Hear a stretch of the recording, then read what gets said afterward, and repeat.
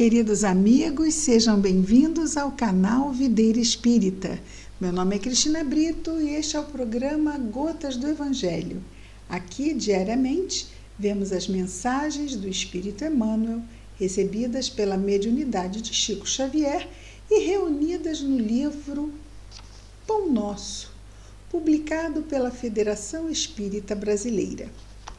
Hoje é o dia daquele aviso semanal.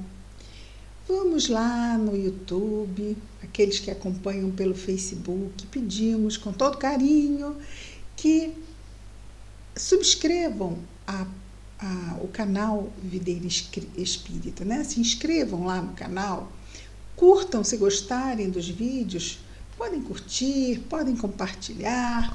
Todas essas ações nos ajudam a divulgar e aumentar o alcance dos vídeos do trabalho que fazemos aqui no canal. Lembrando que segunda-feira, no dia, na verdade, né? Porque a gente pode ouvir esse programa em qualquer segunda-feira do ano, não é? Vamos lá, 16 de março de 2020, numa segunda-feira, vamos começar o nosso outro programa, que é o projeto 15 Minutos Evangelho segundo o Espiritismo. Então, estamos todos convidados. Além, então, do Gotas, teremos também postagens diárias do projeto 15 Minutos Evangelho segundo o Espiritismo.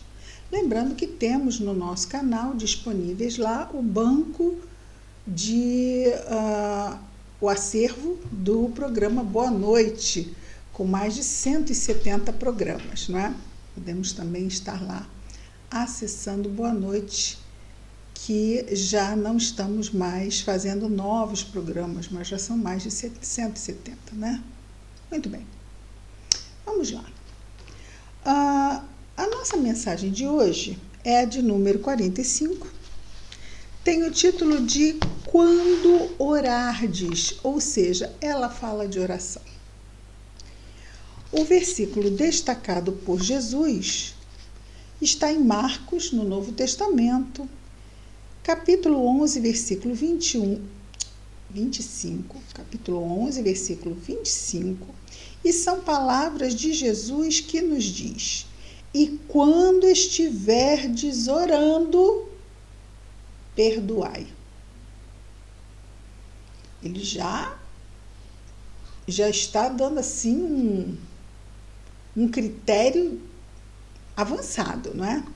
Ele já colocou logo a virtude do perdão, que não é uma virtude realmente fácil. Não é, não. Quando estiverdes orando, perdoai. Exatamente por a virtude do perdão nos exigir tanto. Quem já foi traído, quem já passou ou foi vítima de um crime, foi lesado, prejudicado, alvo de maledicências,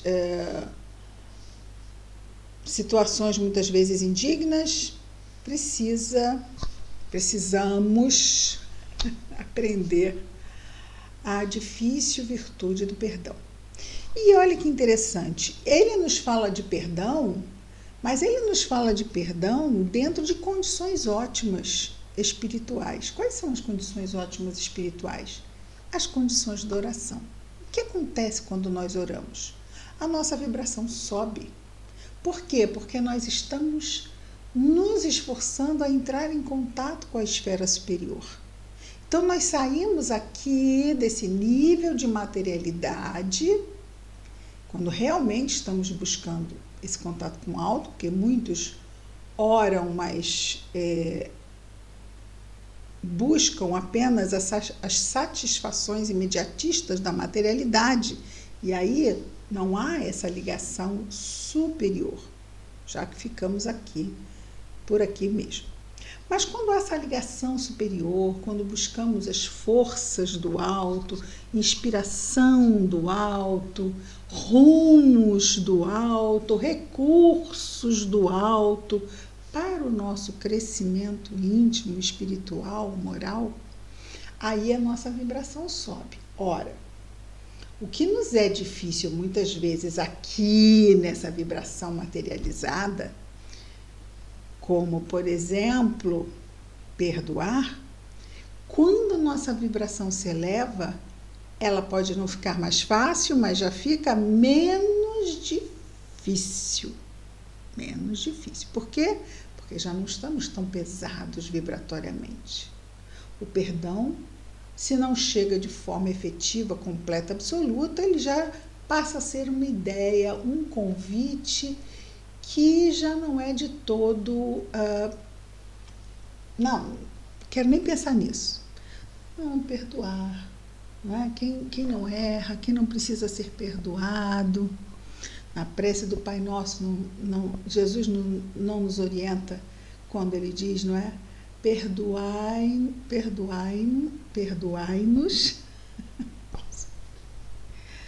assim como nós perdoamos. Olha só. Não é fazer o outro o que fazemos a nós, porque nós somos a medida. Nós somos a medida. Como nós podemos querer que o outro nos perdoe se nós não estamos perdoando? A própria consciência fica em conflito. Assim, isso não faz sentido. Eu estou pedindo uma coisa para o outro, mas eu mesmo não faço. Não é? Fica sem bom senso, sem coerência. E a nossa consciência também é uma... nós somos os seres inteligentes. Precisamos de que as coisas façam sentido. Afinal, também a nossa fé é raciocinada, não é?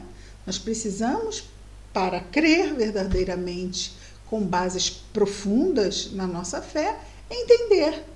E aí nós entendemos. Eu entendo que eu não posso pedir para ser perdoado, já que eu não sou um anjo de candura, que nunca fiz nadinha de errado. Eu não posso pedir para que as pessoas me perdoem se eu, quando sou convidado pela vida a perdoar, já jogo logo um não de cara. Então isso também não faz sentido. Então aqui vemos um vínculo da oração com o perdão. E quando estiverdes orando, diz-nos Jesus, perdoai. Emmanuel, então, nos comenta o versículo da seguinte forma: a sincera atitude da alma na prece não obedece aos movimentos mecânicos vulgares, ou seja, comuns. Nas operações da luta diária comum, a criatura atende invariavelmente aos automatismos da experiência material que se modifica de maneira imperceptível nos círculos do tempo. Então a gente vai... a nossa vida vai passando, a gente passa lá de bebê para infância, adolescência, fase adulta, mas só que isso não acontece assim. Um dia a gente acorda, vai dormir com 10 e amanhã acorda com 20, não é? 10 em um dia, 10 e 2, 10 e 3, 10, 350, aí faz 11.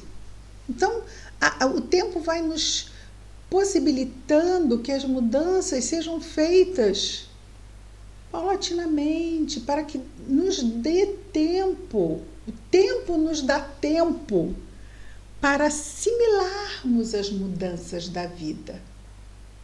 Tanto que nos ressentimos muito quando a nossa vida vira do dia para a noite, não é? Pode virar uma catástrofe, uma situação inusitada, inesperada, pode mudar a nossa vida do dia para a noite, sem que desejemos. Isso pode acontecer. E como somos impactados? Exatamente porque somos muito impactados com isso, isso nos chega como uma prova, nos chega como uma expiação. De resto, a vida nos oferece o paulatino. Então, é o que ele diz aqui. Que nas operações do dia a dia, a criatura vai desenvolvendo a sua vida de forma automática, de maneira imperceptível, nos círculos do tempo. É o que falamos, né? Círculozinho da primeira fase, segunda fase, terceira fase, e assim vamos ampliando os nossos níveis de experiência na medida em que envelhecemos. Vamos dizer, amadurecemos Amadurecemos porque às vezes envelhecemos e não amadurecemos, não é? Acontece isso também. E ele continua dizendo assim: todavia, quando a alma se volta aos santuários divinos do plano superior, através da oração, ou seja, saímos aqui desse simplesmente o que os nossos sentidos físicos percebem e as nossas sensações desejam ou não desejam. Quando nós nos voltamos, as almas são os espíritos encarnados, não é? Aos santuários divinos do plano superior, através da oração, põe-se a consciência em contato com o sentido eterno e criador da vida infinita. Então, a nossa consciência se amplia. A gente pode não perceber, mas essa busca, como nós somos centelhas divinas, filhos do Criador, esse esforço que fazemos de acendermos a nossa vibração no processo da prece sincera, amplia momentaneamente, naquele período de prece, a nossa consciência. E ele continua: examine cada aprendiz as sensações que experimenta em se colocando na posição de rogativa ao alto. Então, vamos procurar perceber o que sentimos quando estamos em prece, compreendendo que se lhe faz indispensável a manutenção da paz interna diante das criaturas e quadros que fazem parte do nosso caminho. E aí ele usa o termo manutenção da paz interna perante as criaturas e quadros circunstanciais do caminho.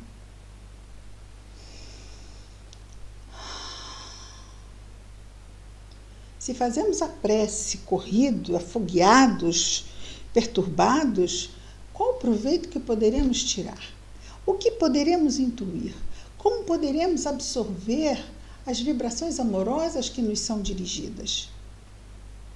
Então, quando nós nos esforçamos em elevar a nossa vibração, ampliamos o nosso campo áurico, não é? O campo da nossa aura, para esse contato especial de refazimento de energias e também de colhermos aqui o melhor das inspirações que o alto nos envia.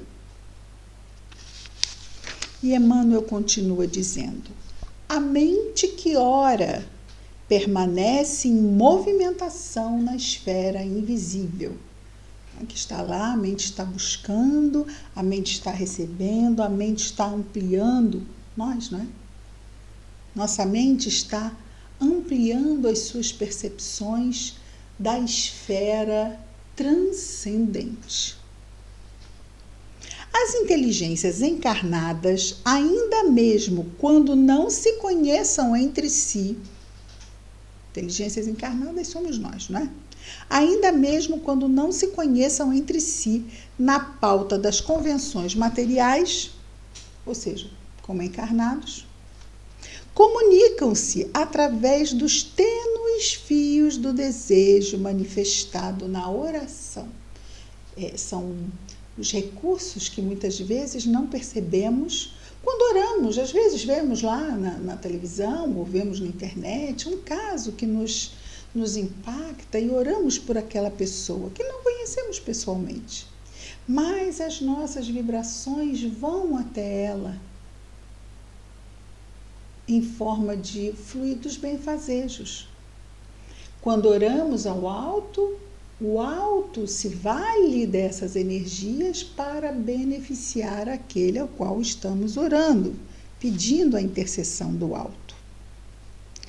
Continuou o nosso Emmanuel, repetindo: as inteligências encarnadas, ainda mesmo quando não se conheçam entre si na pauta das convenções materiais, comunicam-se através dos tênues fios do desejo manifestado na oração. A oração manifesta o desejo do bem do outro, porque nenhuma oração vai pedir o mal do outro, porque isso não é oração, isso é maldição, né? Então, oração é sempre voltado para o bem do outro, que não sobre dúvidas sobre isto, não é? Em tais instantes que devemos consagrar exclusivamente a zona mais alta de nossa individualidade, expedimos mensagens, apelos, intenções, projetos e ansiedades que procuram um objetivo adequado. Levamos ao alto e pedimos ajuda ao alto para atender a isto aqui, olha. Apelos, intenções, projetos, ansiedades. Quem não, né? Já não fez isso. Também expedimos mensagens, apelos. Senhor Jesus, envia meu paizinho que já partiu, envia a ele meu abraço carinhoso, diga ao paizinho quanto eu o amo. Não vamos esquecer que devemos evitar entrar em contato direto na nossa mente com mentes já desencarnadas, certo? Isso evita que elas se perturbem com as nossas mensagens. Parece, mas como que eu vou perturbar o meu paizinho? Às vezes eu estou em sofrimento e o meu paizinho vai receber essas vibrações e a gente não sabe como ele está, não é? Às vezes a gente pensa, desencarnou, virou luzinha e virou um amigo espiritual e eu vou começar a pedir as coisas. Não façamos isto. Vamos pedir para Jesus, pedir para Maria Santíssima, pedir para Deus nosso Pai.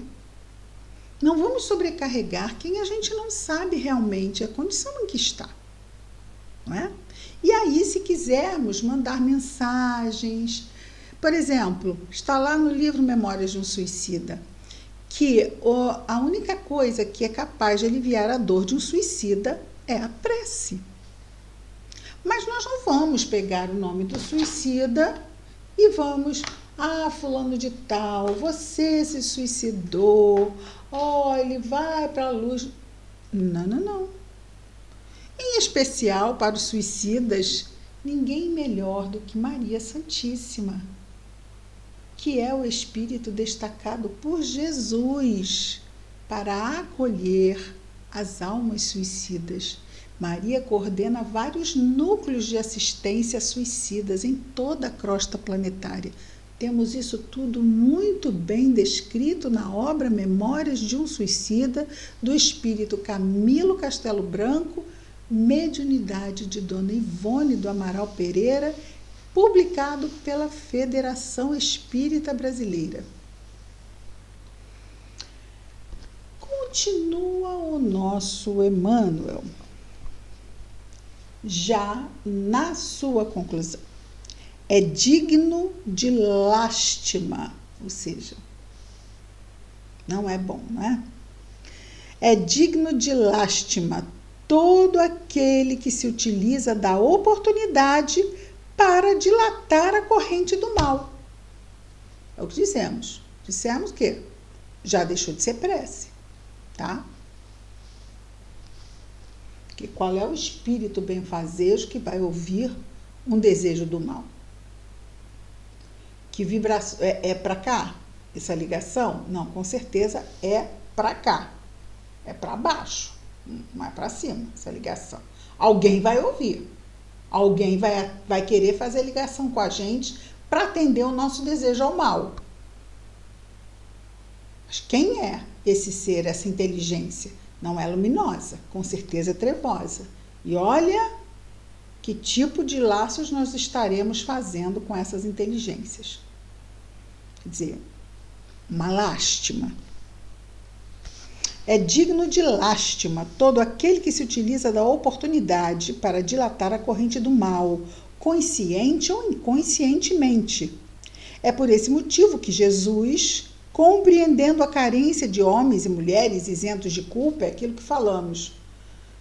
Não posso perdoar, mas também eu não preciso de perdão? Ou eu não tenho erros? Lançou Jesus este expressivo programa de amor, a benefício de cada discípulo do Evangelho. E, quando estiverdes orando, perdoai. É isso.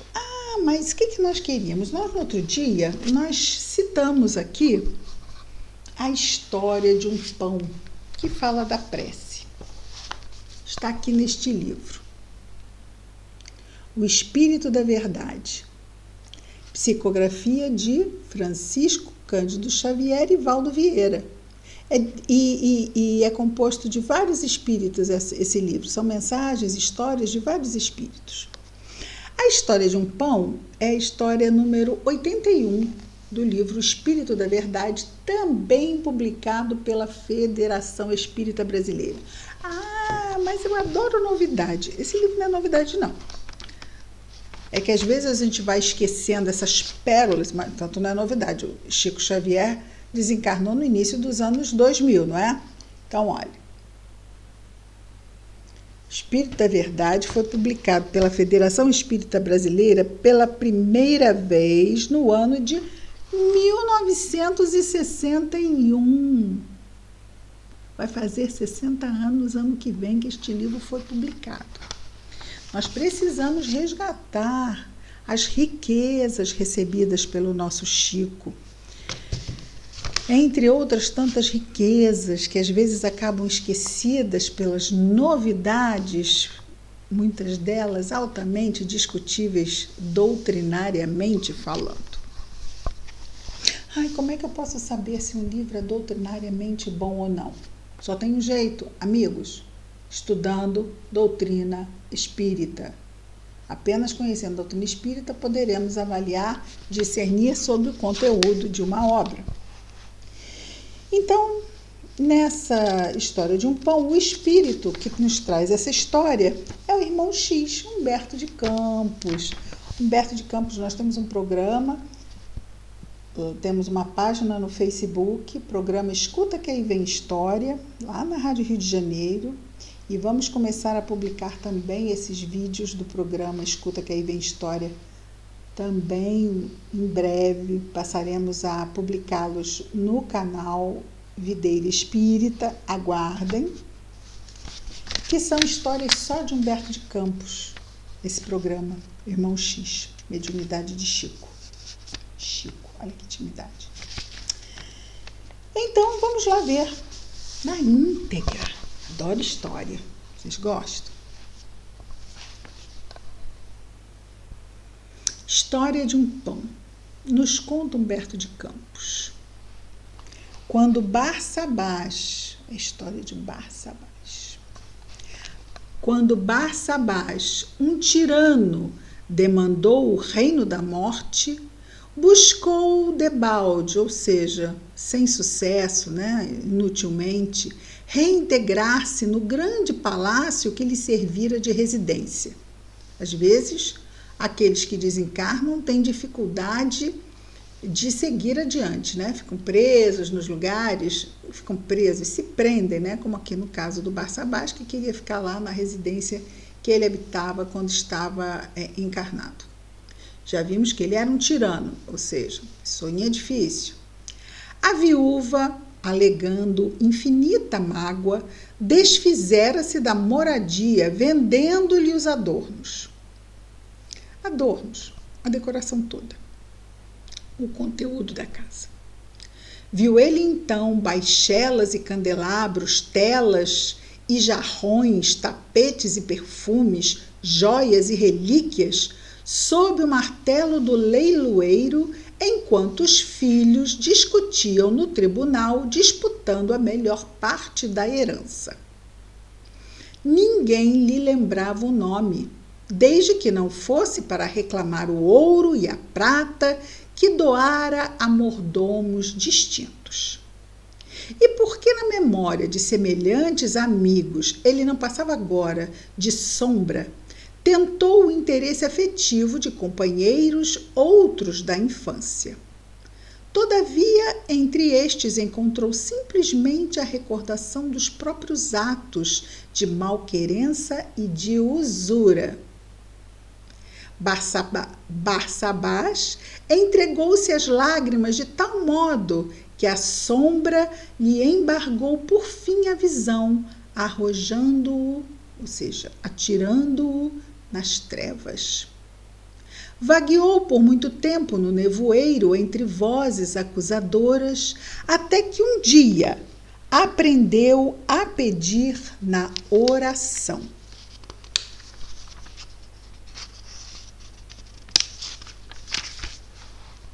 E, como se a rogativa lhe servisse de bússola, embora caminhasse às escuras, eis que de súbito se lhe extingue a cegueira e ele vê, diante de seus passos, um santuário sublime, faiscante de luzes.